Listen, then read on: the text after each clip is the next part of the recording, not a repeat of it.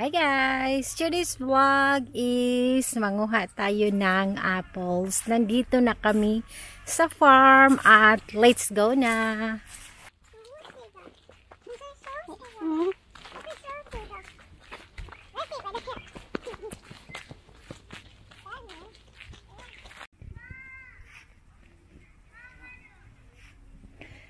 Yan yung mga apples nila dito at kunin namin siya at per kilo yung bayaran.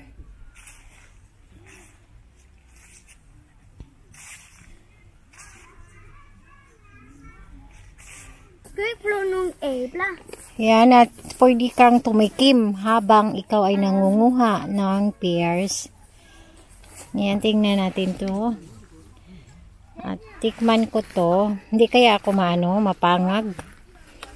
Ayan. Ayan siya. Man ko na siya. Ay, kagahi.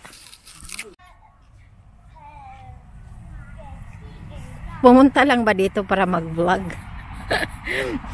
Iniwan sila ng bahala ni Hana ang manguha ng anong tawag dyan? Prutas.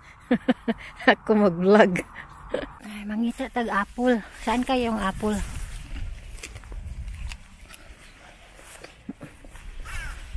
Bakit wala ng ano? Wala ng bunga. Siguro dahil autumn na. Ano ah? Dami kayo ang pears. Wala na yung bunga ang apples deh. Ay na ako nakita no siya oh. Gamay kaayo. Murag lakatan. Tikman ko to. Ay, walay da panisil. Di na ba ko ganahag da panisil na yung mukamang.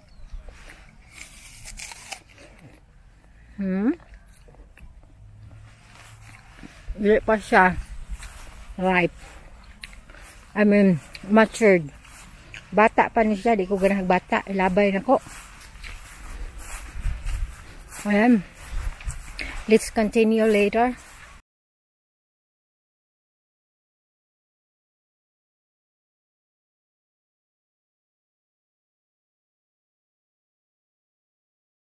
Let's try this one.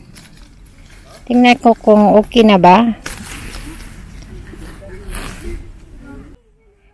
Now, nahanap ko na ang tamang puno ng apples.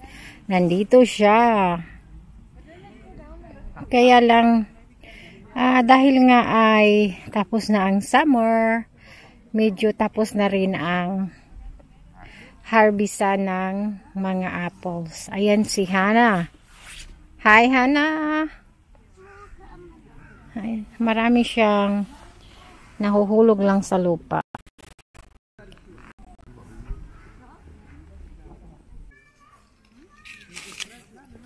Put here. I'm Mosi. Okay. Come. Come no. Papa, are they okay? They're fresh. Kom kasi siya miya. Dun stuwa. Konstuwa. Natin ano? Aha.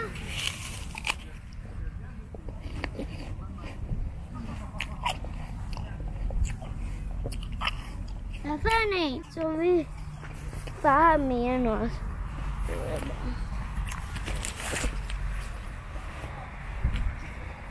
Let me know here. Look kasi Maiden. You need to taste it. Oh, here. Here they are. The most red one.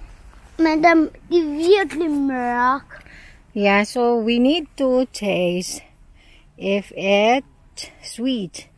If it is sour, then I would rather have the sweet one than sour. Of course. Men må du smaka? Yes, Mia? Yeah.